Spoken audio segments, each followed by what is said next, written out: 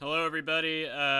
Welcome back to Sports Betting Truths, college football talk, and model picks. I almost didn't do this video because I'm so busy with my work and job that I don't have a lot of time for stuff like this. But I thought I'd make some time. I don't see why not.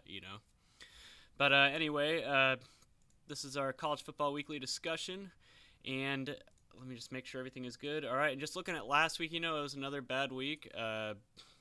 After that, 3 week in a row winning streak to start the season, things have started to turn south, and I'm not surprised. I was expecting it, to be honest with you.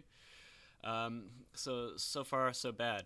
So I'm going to show you a file that you haven't seen yet this year that I showed you a lot last year, but that's because we finally have 2 weeks worth of data to use now, so I can pull back up the key generator.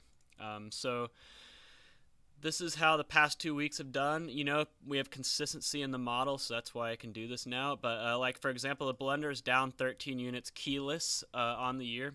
The only keyless metrics that are up right now are the dime and the nickel over here on the money line. But, I think I showed this off maybe for college basketball, maybe for football too, but I have like a key generator, so it loops through all the potential combinations of keys to determine the best ones. And this week it found that the moneyline nickel dime was the best for money lines, and for spreads it was ATM penny dime. So the dime metric's doing best right now, so that's going to be a key in both metrics this week.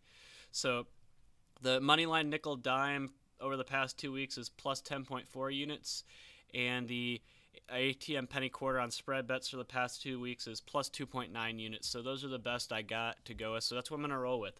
But at least on the spread side, it's a very loose key. So there's probably going to be a lot of plays on the ATS side this week. So anyway, that is the edge analysis file from last year that you're finally able to see this year. And so let me transition back to the model. So I already ran the model, and I don't have time this week to go game by game, especially with the Big Ten and Mountain West starting this week. More games, so I don't have time to go get through game by game. So I'm just going to show you the model run, which has already happened, and the plays, which are right here. So yeah, there's a lot more. Look at all these spread plays, but that's because the keys are so weak this time. By weak I mean they're pretty low. So the only metric really is ATM greater than 0.9 and dime and penny greater than 0. So as long as those three conditions are met, it's a play, and gosh, we have a lot. 26 plays this week meet those conditions on the spread side, and we have 11 money lines. So I mean, it's kind of like, if we're going to catch up, if we're going to make up the hole we're in right now, which is a minus 5.73 units on the year, I mean, you might as well have to go big or bust, right? It's going to be boom or bust here. But not that I don't trust my model. I'm just going to say right now, there's too many intangible factors this year in college football that are making it a lot harder to bet. And I've gone through some of them, but just a recap, I think the fact that every team is on different pages. You have some teams that have already played 6 games, and we have teams playing their first game this week. So some teams are still using their preseason ratings. Some of them have played enough games where their preseason ratings could be phased out. And teams not being able to settle into a routine every week and having games canceled or games postponed. There's so many factors this year that have not been applicable to the past, and that's kind of the danger of running a regression model, is that you want a regression model to be consistent year over year, and this year is not like the past years, and so it kind of throws a wrench into the whole concept of a regression model.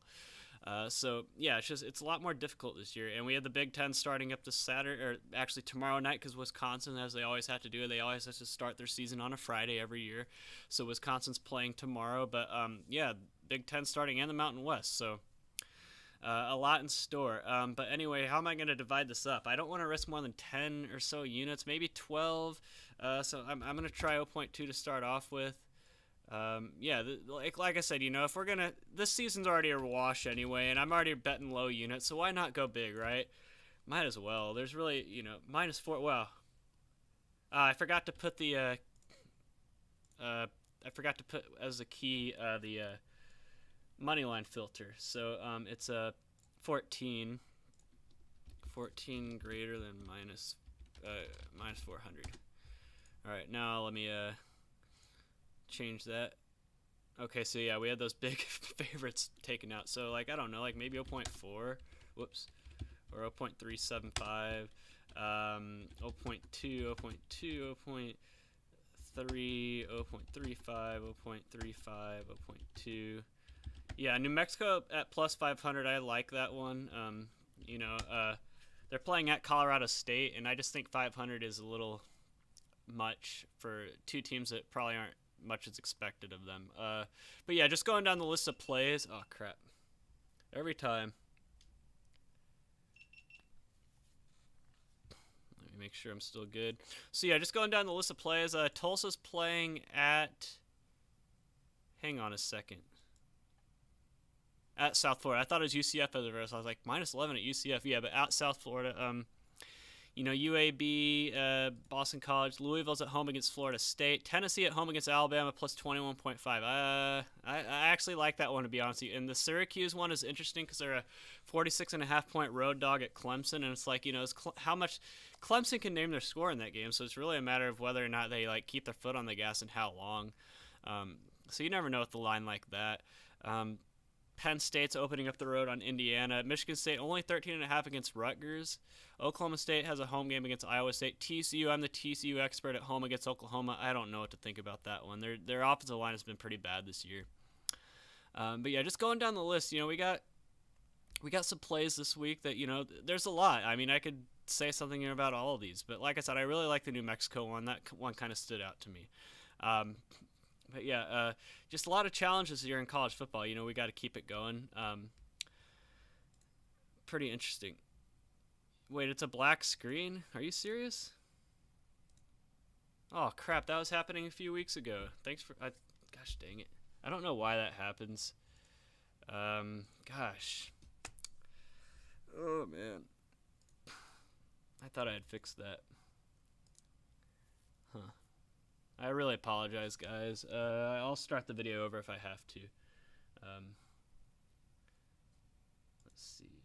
I don't know why that happens. Maybe if I change my resolution.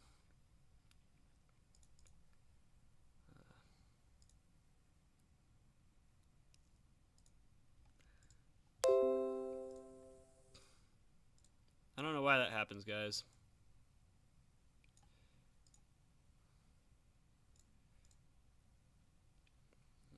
I don't know. Let's see.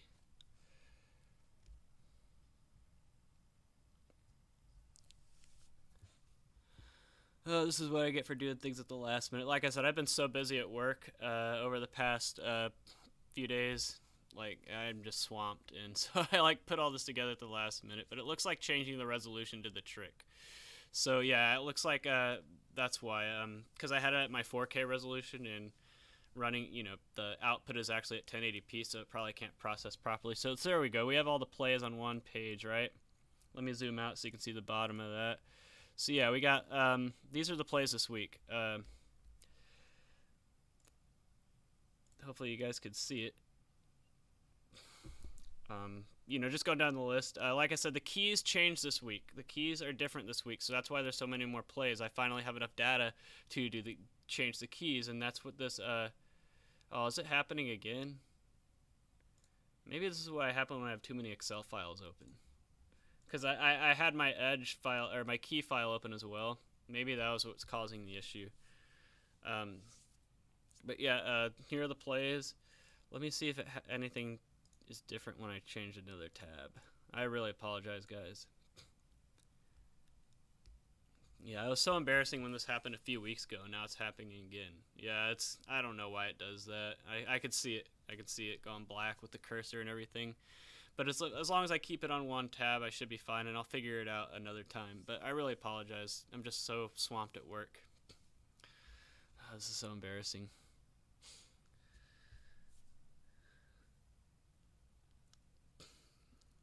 Yeah, I like literally I literally like gathered all the data and ran my model and everything. Probably about 6:20 Central Time. So so I couldn't have caught something like this, which I usually can. But yep. All right, you have a question. All right, there we go. That'll help make things better. Do I bet spreads or money lines, and how do you decide how many games? Well, that's what this that's what I was talking about at the beginning of this video, but you guys couldn't see it, unfortunately, because of the glitches. But I have a file that analyzes the past bets and it determines, the edges and everything, and the keys are determined based on that. So I'm afraid if I open that file again, it's going to show you the black screen. But I can close this. You guys have already seen it, right? So let me open my edge file again.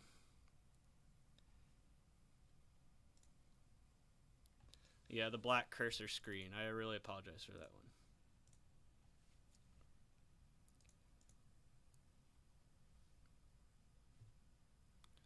All right.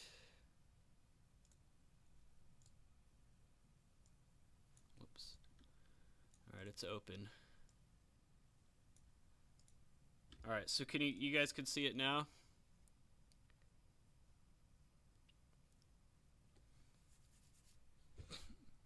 Yeah, this is the first time I've done two windows at once on the stream. All right, so I can see it. So this is what I call my key generator. So it determines, so all these numbers up here above all the metrics are the keyless results. So like the blender, for example, is minus 13.1 units on the year.